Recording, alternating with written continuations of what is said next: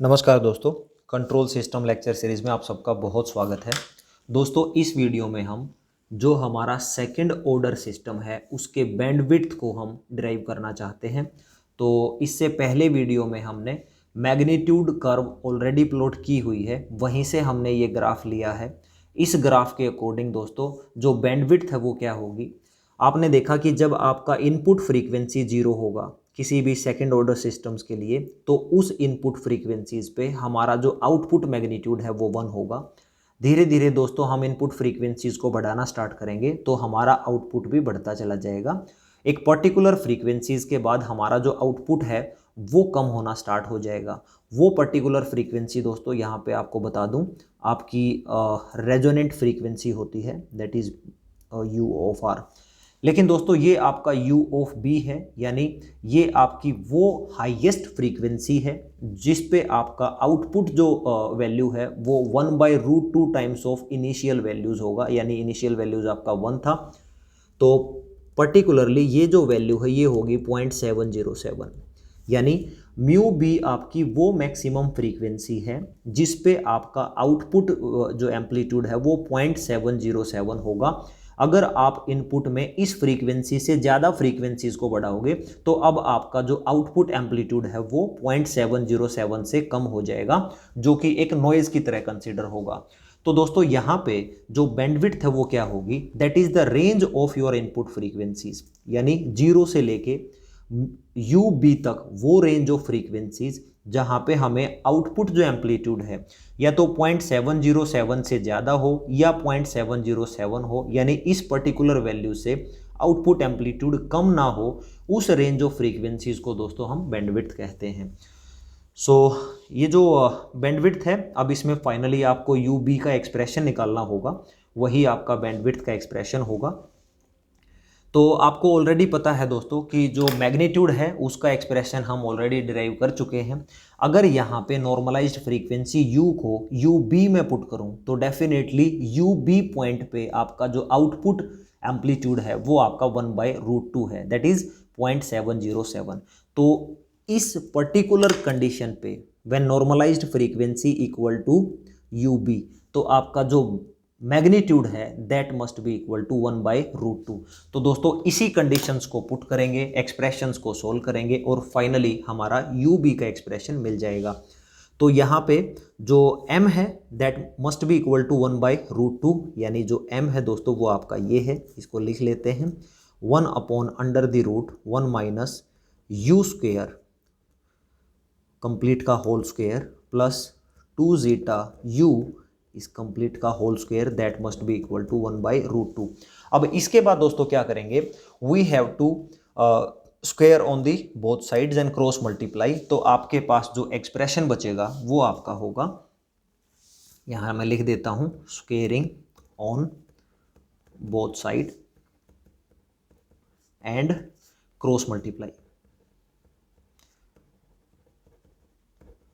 तो ये आपका यहाँ पे क्रॉस मल्टीप्लाई करेंगे।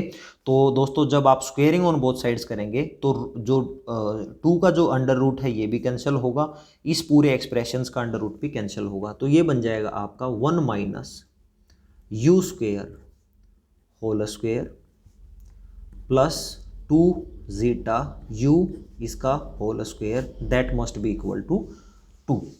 तो अब फाइनली दोस्तों यहाँ पे a माइनस बी का होल स्क्वायर वो प्रॉपर्टीज आप लगाओगे तो ये बनेगा आपका 1 प्लस यू की power 4 minus 2 u square plus, इसके बाद इस एक्सप्रेशन का स्क्वायर लिखोगे तो दोस्तों बनेगा 4 into zeta square into you square. अब दोस्तों इस 2 को आप लेफ्ट साइड लेके आओगे तो ये -2 में कन्वर्ट होगा and that would be equal to 0। अब फाइनली आपका क्या होगा, यहाँ पे u की पावर 4 है और इसके बाद दोस्तों यहाँ -2 आप कॉमन लेंगे, -2 कॉमन लेंगे और यहाँ यू स्क्वेयर भी अगर आप कॉमन लेंगे तो ये बन जाएगा आपका 1 माइनस 2 जीटा स्क्वेयर। यानी ये जो फैक्टर है दोस्तों यहाँ इस फैक्टर और इस फैक्टर से आपने -2 यू स्क्वेयर को कॉमन लिया तो अंदर बचेगा आपका 1 माइनस 2 जीटा स्क्वेयर। अब फाइनली ये आपका +1 है, ये आपका -2 है, तो फाइनली आपका यहाँ पे -1 बचेगा and that would be equal to 0। अब आप देखोगे कि अगर आप यू स्क्वायर को एक्स पुट करते हो तो डेफिनेटली यू की पावर 4 क्या होगी, एक्स स्क्वायर। तो दोस्तों इसको मैं कंप्लीट एक क्वाड्रेटिक इक्वेशंस में कन्वर्ट करना चाहता हूं और उस क्वाड्रेटिक इक्वेशंस का जो रूट पॉजिटिव होगा उसको हम equal to u square put करेंगे। तो यहाँ पे दोस्तों ये क्या बनेगा, यू स्क्वायर आपका एक्स स्क्वायर में कन्वर्ट होगा माइनस 2, यू स्क्वायर ऑलरेडी आपका क्या है, एक्स है, तो 2 into 1 minus 2 zeta square into x होगा और यहाँ पे दोस्तों ये आपका -1 दैट इज इक्वल टू 0। अब दोस्तों यहाँ के बाद ये आपका एक स्टैंडर्ड क्वाड्रेटिक इक्वेशंस है जिसमें a आपका 1 है, b आपका ये वैल्यू है और c आपका दोस्तों -1 है। तो इसके लिए हम क्या करेंगे, इसके रूट्स फाइंड आउट करेंगे। तो रूट्स कैसे निकलते हैं, -b plus minus under the root b square minus 4ac divide by 2। तो दोस्तों -b लिखेंगे तो इसका मतलब ये ऑलरेडी माइनस में है, तो ये जो एक्सप्रेशन है यहाँ पे हम पॉजिटिव लिखेंगे। This would be equal to 2 into 1 minus 2 zeta square plus minus under the root b square, b आपका क्या है दोस्तों ये है, इसका स्क्वेयर करेंगे तो ये बन जाएगा 4 इंटू 1 माइनस 2 जीटा स्क्वेयर का होल स्क्वेयर -4ac ए आपका 1 है, सी आपका -1 है, तो ओवरऑल दोस्तों ये आपका 4 बनेगा and that would B divided by 2। ये आपका दोस्तों x होगा और आपको पता है कि x आपका क्या है, यू स्क्वायर है। इसका मतलब x की वैल्यू 100% पॉजिटिव होनी चाहिए, क्योंकि किसी भी नंबर का आप स्क्वायर करोगे तो दोस्तों वो नंबर आपका 100% पॉजिटिव होगा। तो यहाँ से आप ये लिख सकते हो कि जो यू स्क्वायर बनेगा वो आपका यहाँ ये पॉजिटिव वैल्यूज कंसिडर होगी, नेगेटिव वैल्यू कंसिडर नहीं होगी। तो दोस्तों इस तरीके से आप यहाँ पे लिखोगे, ये 2 से 2 आपका कैंसिल भी होगा, तो ये आपका बन जाएगा 1 minus 2 zeta square plus under the root होगा तो दोस्तों ये 2 आपका 4 बन के इसके अंदर चला जाएगा, 4 से 4 कैंसिल, इस 4 से फिर 4 कैंसिल, तो ये आपका बन जाएगा दोस्तों under the root 1 minus 2 zeta square whole square plus 1, ये है।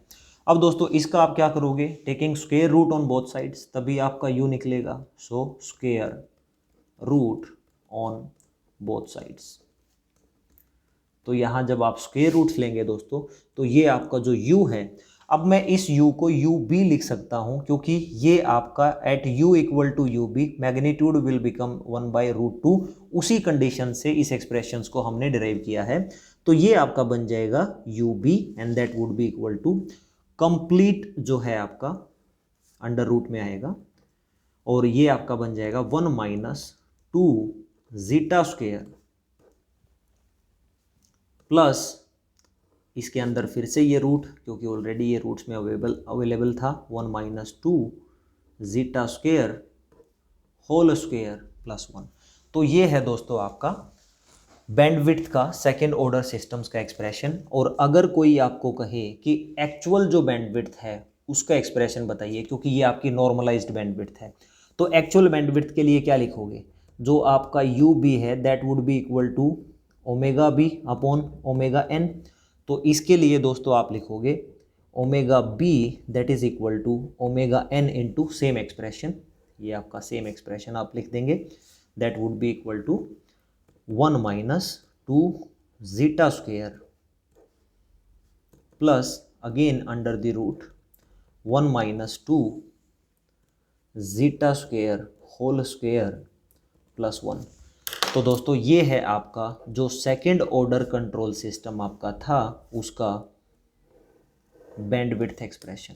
दोस्तों ये बहुत इंपॉर्टेंट है, आपको इसको क्रैम करने की ज़रूरत नहीं है, सिर्फ आप मैग्नीट्यूड प्लॉट्स को अच्छे से समझें और उसके अकॉर्डिंग आप ये देखें कि वो मैक्सिमम रेंज ऑफ फ्रीक्वेंसी जहाँ पे हमें आउटपुट 0.707 या उससे ज़्यादा मिले तो वो हमारी बैंडविड्थ होगी। यानी जो आपका मैग्नीट्यूड एक्सप्रेशंस आपने निकाला था उसको आपको सिंपली इक्वल टू 1/√2 ही पुट करना है, वहाँ से जो आपको u मिलेगा वही आपका बैंडविड्थ होगा। और अगर आपको नॉर्मलाइज्ड बैंडविड्थ की बजाय इन जनरल बैंडविड्थ पूछा जाए तो यू बी को आप omega b upon omega n लिख सकते हो। ये ओमेगा एन आपका नेचुरल फ्रीक्वेंसी होगा और जो बैंडविड्थ है वो टोटली दोस्तों आपकी दो चीज़ों पे डिपेंड करेगी, एक आपकी नेचुरल फ्रीक्वेंसी और दूसरा दोस्तों आपका damping factor. So this is the in detail explanation of bandwidth. तो दोस्तों जितना भी हमारा सेकंड ऑर्डर सिस्टम से रिलेवेंट जो फ्रीक्वेंसी रिस्पॉन्स पैरामीटर्स थे, चाहे वो आपका रेजोनेंट पीक हो, चाहे वो आपका रेजोनेंट फ्रीक्वेंसी हो, चाहे वो आपका बैंडविड्थ हो, हमने सबको वन बाय वन डिराइव कर लिया है। दोस्तों अगले आने वाले वीडियोस में हम आपको गेन मार्जिन और फेज मार्जिन के बारे में इन डिटेल बताने वाले हैं।